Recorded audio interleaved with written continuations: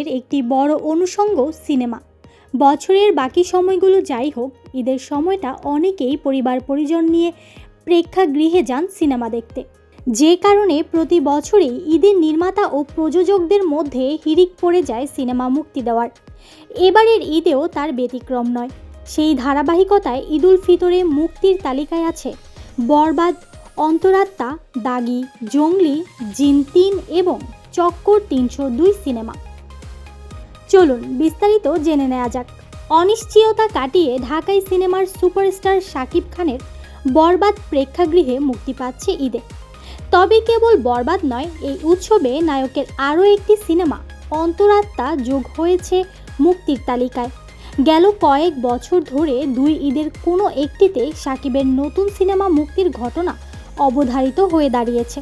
তবে এক ঈদেই একসঙ্গে শাকিবের দুইটি সিনেমা আসার ঘটনা এর মধ্যেই ঘটেনি। বরবাদ যখন অনিশ্চয়তার মুখে পড়ে, তখন হঠাৎ করেই আলোচনায় আসে শাকিবের অন্তরাত্মা সিনেমাটি। ওয়াজেদ আলী সুমনের পরিচালনায় 4 বছর আগে 2021 সালে অন্তরাত্মার শুটিং শুরু হয়। এই সিনেমাতেও শাকিবের নায়িকা কলকাতার দর্শনা বণিক।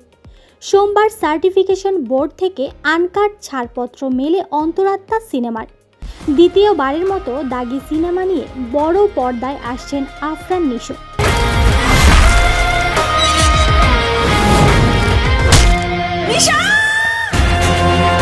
এই সিনেমা নিয়ে 2 বছর পর ফিরছেন তিনি বড় পর্দায়।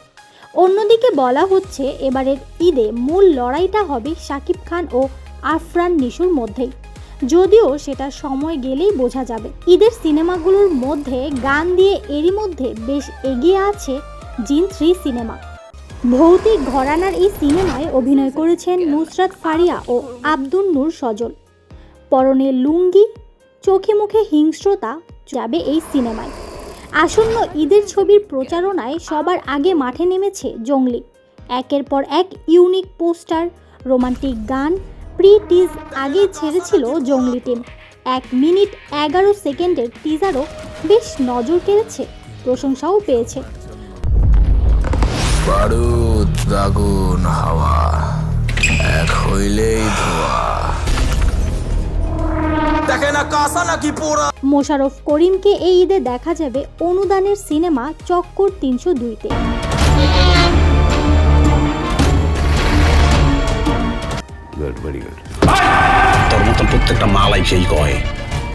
সিনেমাটি পরিচালনা করেছেন শরীফ আহমেদ জীবন, প্রযোজকও তিনি। তবে ধারণা করা হচ্ছে এই ঈদে শাকিবের একসাথে 2 ছবি আসায় অন্যান্য ছবির ব্যাপক ক্ষতি হতে পারে। এতক্ষণ আমাদের সাথে থাকার জন্য ধন্যবাদ। সেই সাথে আমাদের চ্যানেলটি সাবস্ক্রাইব করতে ভুলবেন না। পরবর্তী ভিডিওটির জন্য অপেক্ষা করুন। ধন্যবাদ।